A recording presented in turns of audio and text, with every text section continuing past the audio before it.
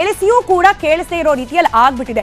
ಇಷ್ಟೆಲ್ಲ ಅಂಶಗಳು ಇರೋ ಸಂದರ್ಭದಲ್ಲಿ ಒಮ್ಮತ ಒಗ್ಗಟ್ಟು ಬರೋದಾದ್ರೂ ಹೇಗೆ ಅನ್ನೋ ಪ್ರಶ್ನೆಗೆ ಉತ್ತರವನ್ನ ಕಂಡುಕೊಳ್ಳಿಕ್ಕೆ ಆಗ್ಲಿಲ್ಲ. ಹೀಗಾಗೇನೆ ಈ ಒಂದು ಸಭೆ ಇವತ್ತು ಯಾವ ರೀತಿಯ ಫಲದ ನಿರೀಕ್ಷೆ ಇತ್ತು ಅಲ್ಲಿಗೆ ರೀಚ್ ಆಗ್ಲಿಕ್ಕೆ ಸಾಧ್ಯ ಆಗ್ಲಿಲ್ಲ. Next stop Shimla. ಒಂದ್ ಕಡೆ ಇವತ್ತಾದ ಮೀಟಿಂಗ್ ಫೇಲ್ಯೂರ್, ಮತ್ತೊಂದ್ ಕಡೆ ಇದಕ್ಕೆ ಕಾಯ್ತಾ ಇದ್ರು ಅನ್ನುವಂತೆ ಒಬ್ಬರ ಹಿಂದೆ ಒಬ್ರು ಬಿಜೆಪಿ ಮತ್ತು ಇತರೆ ಕಾಂಗ್ರೆಸ್ ಪರವಿಲ್ಲದ ಪಕ್ಷಗಳ ನಾಯಕರು ವ್ಯಂಗ್ಯ ಭರಿತ ಮಾತುಗಳನ್ನಾಡಿದ್ದಾರೆ. ಹೇಗಿತ್ತು ಅನ್ನೋದಕ್ಕೆ ಒಂದಷ್ಟು ಸ್ಯಾಂಪಲ್ ಇಲ್ಲಿದೆ.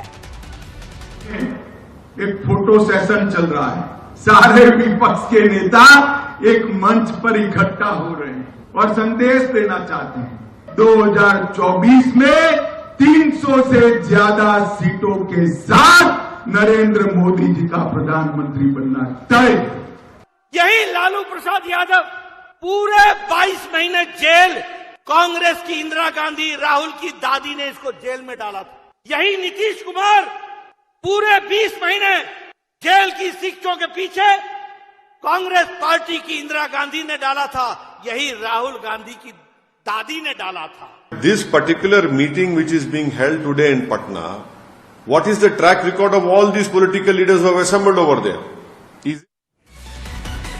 ಇವತ್ತಿನ ಈ ಘಟಬಂಧನ್ನ ಸಭೆ ನಡೆದದ್ದು ಬಿಹಾರ ಸಿಎಂ ನಾಯಕತ್ವದಲ್ಲಾದರೂ ಕೂಡ, ಅವರ ಮುಂದಾಳತ್ವದಲ್ಲಾದರೂ ಕೂಡ 2024ರ ಚುನಾವಣೆಗೆ ಕಾಂಗ್ರೆಸ್ ಮುಂದಾಳತ್ವ ಅನ್ನೋ ಮೂಲ ಉದ್ದೇಶ, ಅದೇ ಹಿನ್ನೆಲೆಯಲ್ಲಿ ಇವತ್ತಿನ ಸಭೆಗೆ ಹಾಜರಾದಂತಿತ್ತು ಕಾಂಗ್ರೆಸ್ ಪಕ್ಷದ ನಾಯಕರು. ಆದ್ರೆ ಕಾಂಗ್ರೆಸ್ ಸಹವಾಸವೇ ಬೇಡ ಅಂತ ಕೆಲ ಪಕ್ಷದವರು ಹಿಂದೇಟನ್ನ ಹಾಕ್ತಿದ್ದಾರೆ.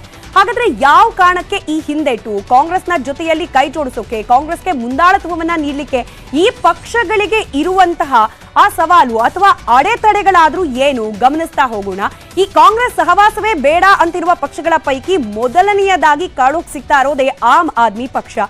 ಯಾಕೆ ಕಾಂಗ್ರೆಸ್ನ ಸಹವಾಸ ಬೇಡ ಅನ್ನೋದಕ್ಕೆ ನೇರ ಉತ್ತರ ಇರೋದು ಪಂಜಾಬ್ ರಾಜ್ಯದ ರಾಜಕೀಯ. ಪಂಜಾಬ್ನಲ್ಲಿ ಆಮ್ ಆದ್ಮಿ ಪಕ್ಷ ಅಧಿಕಾರದಲ್ಲಿದೆ, ಇದಕ್ಕೆ ನೇರವಾಗಿ ವಿರೋಧ ಪಕ್ಷದ ಸ್ಥಾನದಲ್ಲಿರೋದು ಕಾಂಗ್ರೆಸ್. ಹೀಗಾಗಿ ನಾವು ಕೇಂದ್ರೀಯ ಮಟ್ಟದಲ್ಲಿ ಕಾಂಗ್ರೆಸ್ನ ಜೊತೆಯಲ್ಲಿ ಸಹಮತವನ್ನ ಮೂಡಿಸ್ಕೊಂಡ್ಬಿಟ್ರೆ ರಾಜ್ಯದಲ್ಲಾಗುವಂತಹ ಬೆಳವಣಿಗೆಗಳು, ರಾಜಕೀಯ ವಿದ್ಯಮಾನಗಳು, ಹಾಗೆ ಚುನಾವಣೆಗಳು, ಇಲ್ಲಿ ಅದೇ ಪಕ್ಷದ ವಿರುದ್ಧವಾಗಿ ನಿಂತು ನಾವು ಮಾತನಾಡಬೇಕಾಗತ್ತೆ, ಅಲ್ಲುಂಟಾಗತ್ತೆ ದ್ವಂದ್ವ. ಹೀಗಾಗಿ ಪಂಜಾಬ್ನಲ್ಲಿ ಹೊಂದಾಣಿಕೆ ಬಹಳಷ್ಟು ಕಷ್ಟ ಆಗತ್ತೆ. ಹೀಗಾಗಿ ಕಾಂಗ್ರೆಸ್ ಸಹವಾಸ ನಮಗ್ ಬೇಡ ಅನ್ನೋ ನಿಲುವಲ್ಲಿ ಸದ್ಯಕ್ಕೆ ಆಮ್ ಆದ್ಮಿ ಪಕ್ಷ ಇದೆ. ಇದು ಆಮ್ ಆದ್ಮಿ ಪಕ್ಷದ ಕಥೆಯಾದ್ರೆ, ಮತ್ತೊಂದು ಕಡೆಯಲ್ಲಿ ಬಿಆರ್ಎಸ್ ಭಾರತ ರಾಷ್ಟ್ರೀಯ ಸಮಿತಿ, ಚಂದ್ರಶೇಖರ ರಾವ್ ಅವರ ನೇತೃತ್ವದ ಪಕ್ಷ, ಇದಕ್ಕೂ ಕೂಡ ಸದ್ಯಕ್ಕೆ ಕಾಂಗ್ರೆಸ್ನ ಸಖ್ಯ ಕಷ್ಟಕರ ಅನ್ನೋ ರೀತಿಯಲ್ಲಿದೆ. ಯಾಕೆ? ಅದಕ್ಕೂ ಕೂಡ ಪ್ರಾದೇಶಿಕ ಮಟ್ಟದ ಸಮಸ್ಯೆಗಳು ಕಾರಣವಾಗ್ತಾ ಇರೋದು. ತೆಲಂಗಾಣದಲ್ಲೂ ಕೂಡ ಕಾಂಗ್ರೆಸ್ ಪಕ್ಷ ವಿರೋಧ ಪಕ್ಷದ ಸ್ಥಾನದಲ್ಲಿ ನಿಂತಿದೆ. ರಾಷ್ಟ್ರೀಯ ಪಕ್ಷಗಳಿಂದ ಇದೇ ಕಾರಣಕ್ಕೋಸ್ಕರ, ಅಂದ್ರೆ ನಮ್ಮ ಅಸ್ತಿತ್ವ ಇರೋದು ನಾವು ಪ್ರಾದೇಶಿಕ ಪಕ್ಷವಾಗಿ ನಿಂತರೆ ಮಾತ್ರ.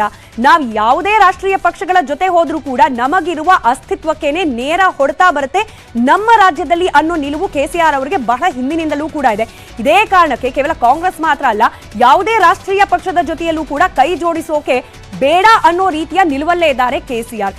ಇನ್ನು ಕಾಂಗ್ರೆಸ್ ಸಹವಾಸ ಬೇಡ ಅಂತಿರುವ ಮತ್ತೊಂದು ಪಕ್ಷ ಟಿಎಂಸಿ, ಮಮತಾ ಬ್ಯಾನರ್ಜಿ ಅವರ ನೇತೃತ್ವದ್ದು. ಈಗಷ್ಟೇ ಒಂದಷ್ಟು ಅಂಶಗಳನ್ನ ನಾವು ಪ್ರಸ್ತಾಪ ಮಾಡಿದ್ವಿ.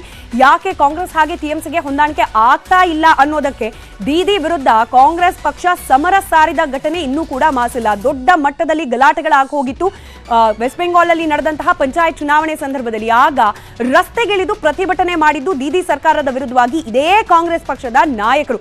ಅದರಲ್ಲೂ ನೇರವಾಗಿ ಮಮತಾ ಬ್ಯಾನರ್ಜಿ ಅವರ ಪಕ್ಷವನ್ನ, ಆ ಪಕ್ಷದ ಪ್ರತಿನಿಧಿಗಳನ್ನ ಕಳ್ಳರು, ಇದೊಂದು ಕಳ್ಳರ ಪಕ್ಷ ಅಂತ ಹೇಳಿ ಕಾಂಗ್ರೆಸ್ನ ನಾಯಕ ಅಧಿರಂಜನ್ ಹೇಳಿದ್ದು ಉಂಟು. ಇದೇ ಕಾರಣಕ್ಕೋಸ್ಕರ ದೀದಿಗೆ ಸಿಟ್ಟಿದೆ ಕಾಂಗ್ರೆಸ್ ಪಕ್ಷದ ಮೇಲೆ. ಈಗ ಮೋದಿ ವಿರುದ್ಧವಾಗಿ ನಾವು ಚುನಾವಣೆ ಎದುರಿಸಬೇಕು ಅನ್ನೋ ಕಾರಣಕ್ಕೆ ಅಲ್ಲಿ ಅಂದ್ರೆ ಕೇಂದ್ರ ಮಟ್ಟದ ಚುನಾವಣೆಯಲ್ಲಿ ಕೈ ಜೋಡಿಸ್ಬಿಟ್ರೆ ನಮ್ಮ ರಾಜ್ಯದಲ್ಲಿ ನಾವು ಉತ್ತರ ಕೊಡೋದು ಹೇಗೆ ಅನ್ನೋ ಪ್ರಶ್ನೆ ಮಮತಾ ಬ್ಯಾನರ್ಜಿ ಅವರಿಗೆ. ಇದೇ ಕಾರಣಕ್ಕೆ ಈ ಮೂರು ಪ್ರಮುಖ ಪಕ್ಷಗಳು ಕೂಡ ಸದ್ಯಕ್ಕೆ ಕಾಂಗ್ರೆಸ್ ಜೊತೆಯಲ್ಲಿ ಕೈ ಜೋಡಿಸುವ ಸಾಧ್ಯತೆಗಳು ಕಡಿಮೆ ಆಗ್ತಾ ಇದೆ. ಇನ್ನು ಈ ವಿಪಕ್ಷಗಳ ಸಭೆ ಬಳಿಕ ಒಂದು ಹಾಸ್ಯಮಯ ಪ್ರಸಂಗ ಕೂಡ ನಡೆದು ಹೋಗಿದೆ. ಸದಾ ನಗ್ತಾ ಎಲ್ಲರನ್ನ ನಗಿಸೋ ಲಾಲೂ ಪ್ರಸಾದ್ ಯಾದವ್ ರಾಹುಲ್ ಗಾಂಧಿಗೆ ಮದುವೆಯಾಗಿ ಅಂತ ಹೇಳಿದ್ರು. ಮುಂದೇನಾಯ್ತು ನೀವೇ ನೋಡಿ. ವಿಪಕ್ಷಗಳ ಸಭೆ ಬಳಿಕ ಒಂದು ಹಾಸ್ಯಮಯ ಪ್ರಸಂಗ ನಡೆಯಿತು. ಸದಾ ನಗ್ತಾ ಎಲ್ಲರನ್ನೂ ನಗಿಸೋ ಲಾಲೂ ಪ್ರಸಾದ್ ಯಾದವ್ ರಾಹುಲ್ ಗಾಂಧಿಗೆ ಮದುವೆ ಆಗಿ ಅಂತ ಹೇಳಿದ್ರು. ಮುಂದೇನಾಯ್ತು ನೀವೇ ನೋಡಿ. बात तो हम लोग का सलाह माने नहीं, बियाह नहीं किया, शादी कर लेना चाहिए था।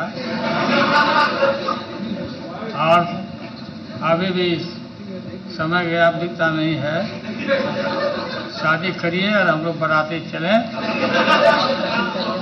और शादी करिए, बात मानिए। आपकी मम्मी हमको बोलती, हाँ एकदम पक्का करना पड़ेगा। मम्मी आपकी बोलती थी कि आप हमारा बात नहीं मानता, शादी करवाइए आप।